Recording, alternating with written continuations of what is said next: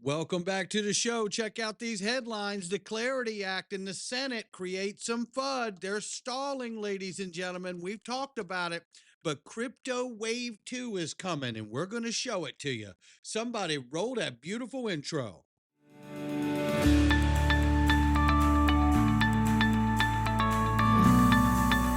Digital Perspectives with Brad Kimes. Come on in.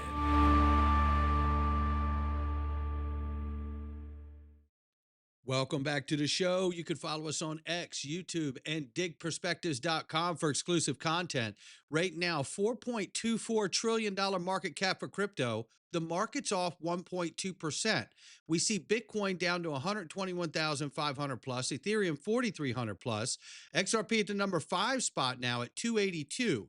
We're off 0.4 on the 24. We're off 7.3 on the 7-day. Not exactly setting the world on fire at the moment, but we're ranging between 278 and 284. We're at 282. We'll look at some TA before we get out of here. Look, I want to show you this very quickly here.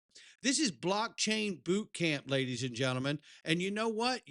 This is a great new course, and you can become crypto fluent in just 90 minutes. The smartest and fastest way to learn blockchain. And you know how I know it's the bomb.com? Because it's Nick Burafedo, ladies and gentlemen. He's got a new course out, and you're going to love it. And let me just tell you very quickly, level up your knowledge or gift the program to a friend or family member who can benefit from a clear crypto education.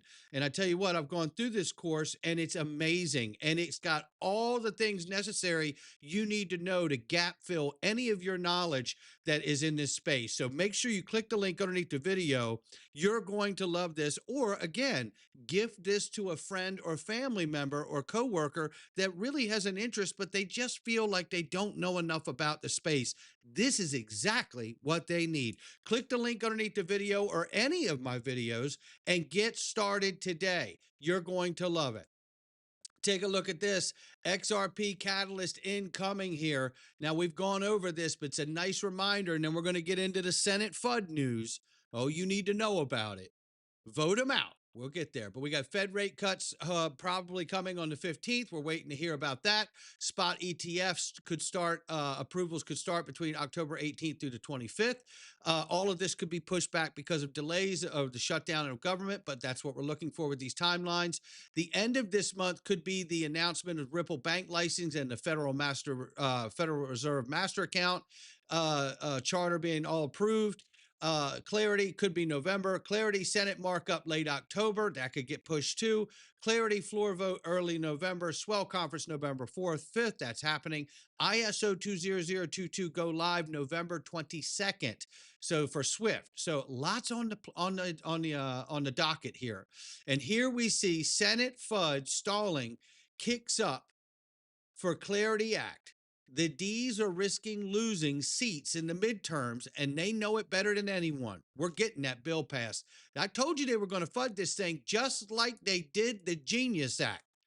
I'm getting really convinced now that the left side of the aisle are some of the dumbest people to ever walk this earth. And I'm not even a Republican. I'm just telling you, they lost the presidential election in large part due to the crypto agenda and the younger vote tied to it. That's a fact. That's not my opinion. That's a fact, Jack. And here we are again. They've learned nothing. Nothing. And here's why. Crypto market structure talk stall over leaked Democrat DeFi proposal, which is horrible. It basically repeals everything that we're walking towards. Let's get into it here. Critics, including Variant Fund's Jake Chervinsky, said its government's regulators' unchecked power raises First and Fourth Amendment issues and could spark a wave of endless litigation.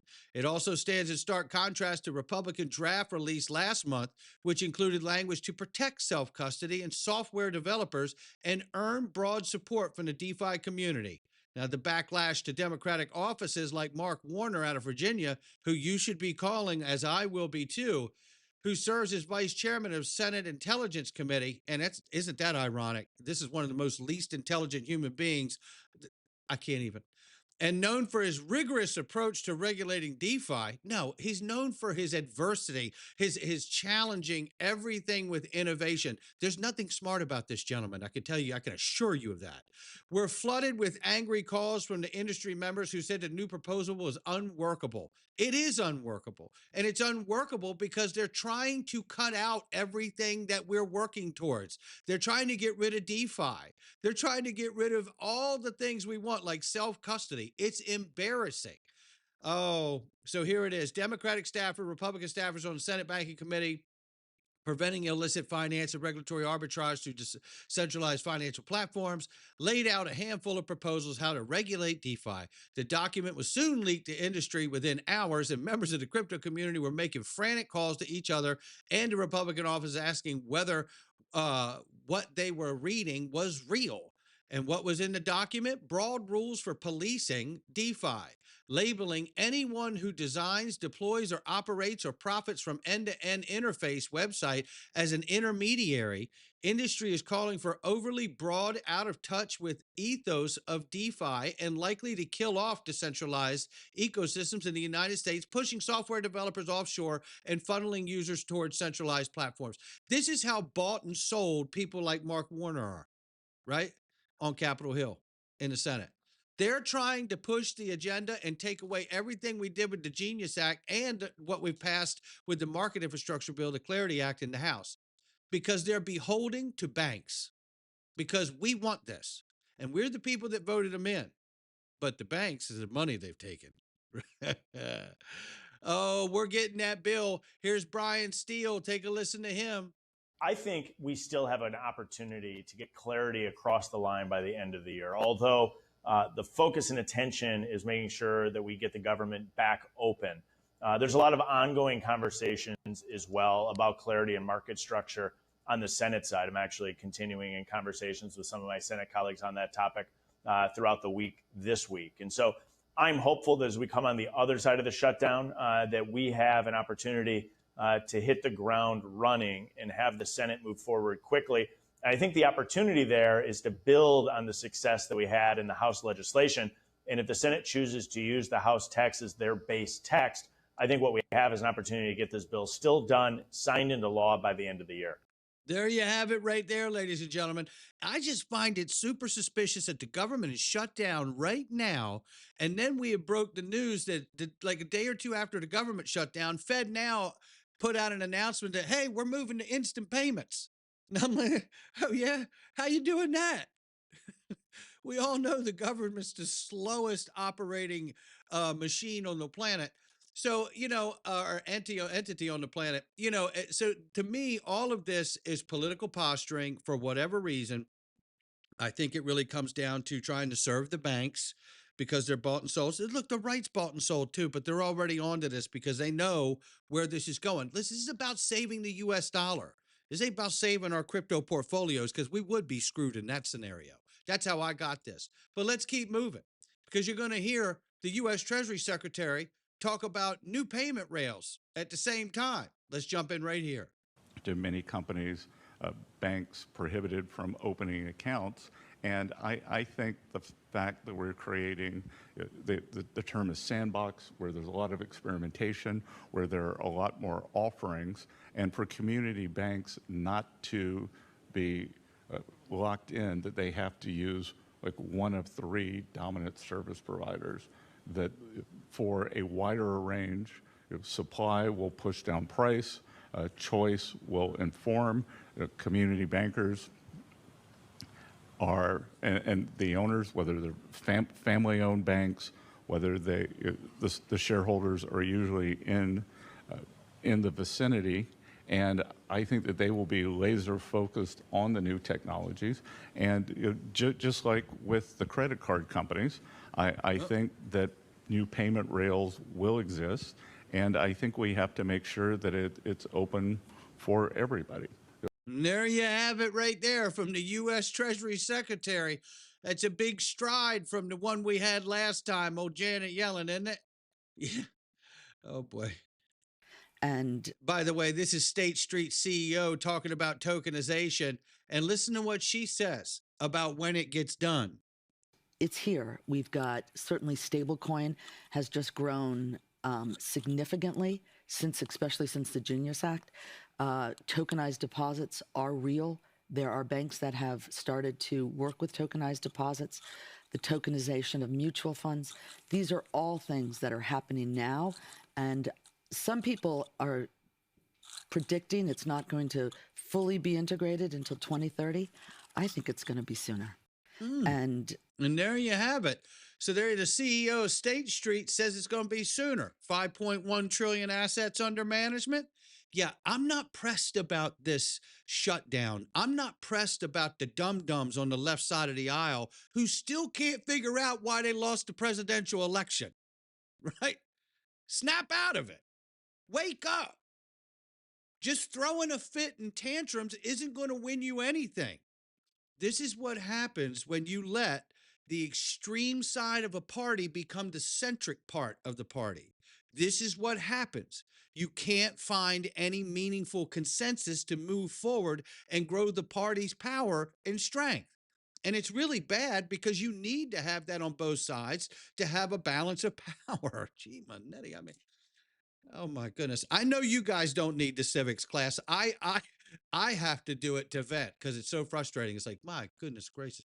Nonetheless, I'm in line with the CEO of State Street. Wave 2 is coming. This is it right here.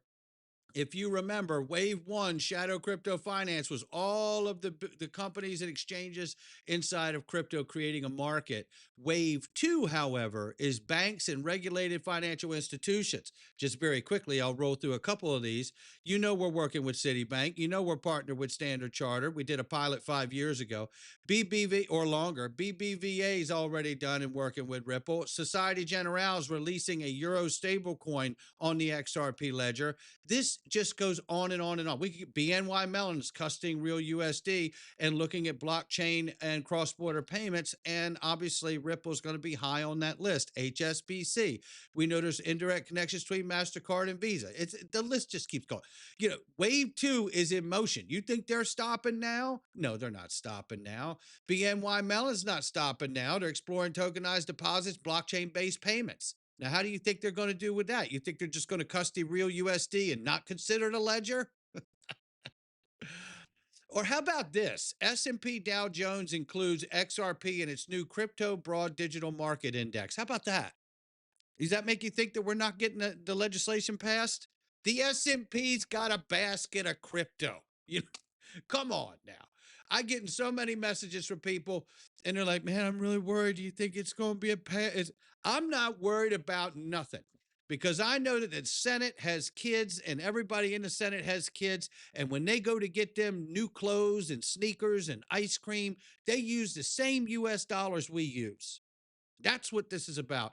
You think Ripple would be advertising in DC's Union Station if this wasn't going down? That'd be like throwing money in a toilet right out of a window.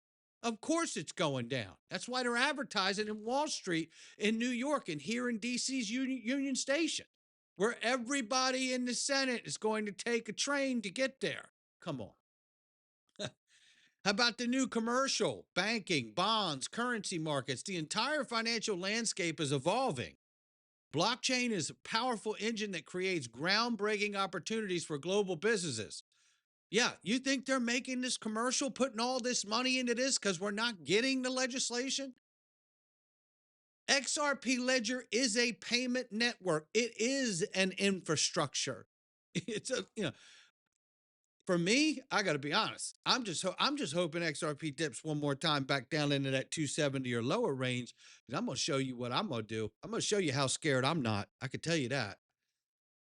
How about Securitize, backed by BlackRock, Morgan Stanley, over combined 17 trillion assets under management, and is helping BlackRock and Van Eck tokenize market funds, redemption on chain with Ripple's real USD.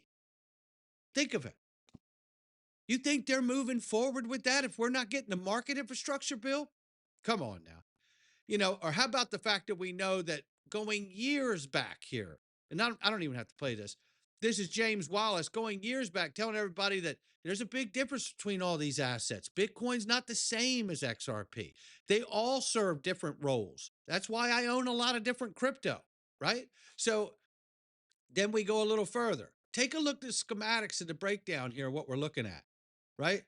This right here is why Ripple chose BNY Mellon for custody of real USD backing, the sole US repo clearing bank. Yeah, repo clearing for the banks on the back end, right? Overnight lending. That's what we're talking about here. Real USD, BNY Mellon, DTCC, Hidden Road, Fed Master account. That's what we're waiting on. And isn't it funny enough that all of this window is tightening and tightening as if they're intentionally stalling all of this. So when they do put this through, it ends up being bang. And there ain't nothing you can do about it to stop it. That's what's starting to feel like it to me. Like they're holding this thing back like a boomerang or a slingshot, and they're just holding it back. I remember the analogy Brad Garlinghouse gave about when you hold a balloon or a ball underwater long enough and then finally let it go, it's going to shoot up out of the water, right? That's kind of what I'm thinking is being set up here intentionally, and it's going to be the talk of the town when it does. I don't know when it does, but when it does, it'll be the talk of the town, I can tell you that. Or how about Ripple acquiring Hidden Road, settling $3 trillion a year, and then getting a license so they could help settle the DTCCs over $2 quadrillion? You think they're doing all that because this ain't happening? Or how about the friendly reminder here from VET back in August? The new Ripple acquisition of Rail Financial supports SEPA, FedWire, ACH, and SWIFT payment rails, among a few others, as well as 4 layer 1 networks like Bitcoin, Ethereum, Tron, and Solana. This is VET sharing this. One of the most non-hype guys on the planet. Shout out to you, VET. I'm just telling you, happy Friday. This is where we're at. This is where we're at. $1 quadrillion opportunity just in cross-border payments alone, an evolving market. International Monetary Fund, June of 2025. DAI's got it right. Shout out to the GOAT. Only one company in crypto has been focused on cross-border payments for over a decade. Only one. So you're wondering, like, are we going to get that that $27 to $30 plus range? I don't know. But I like what I'm seeing. Even with the government shutdown and even with the Dems like stalling and trying to pull some bull so they can like all of a sudden they want control. Well, here's the big shocker to that. You had control for 4 years and you put your boot on the back of all of our necks. You didn't want it. And now you're up in here acting like, well, we want to have some authority in how we write these things because we think it's meaning. You know what? Sit your silly ass down because you're getting ready to get voted out. You better get a part of this, and you better get a part of this real quick, and you better figure out the 411 because you're getting ready to get a pink slip on midterms. And they know it better than anybody. And that's why I say it's nothing more than political posturing. Listen, that's going to do it for me. I don't care what they say they're putting this thing through. I don't care if they wait till after Thanksgiving. It's getting done this year. That's how I see it. If I'm wrong, I'll make the video. I'll have to, won't I? But nonetheless, I'm calling the bluff right here and there.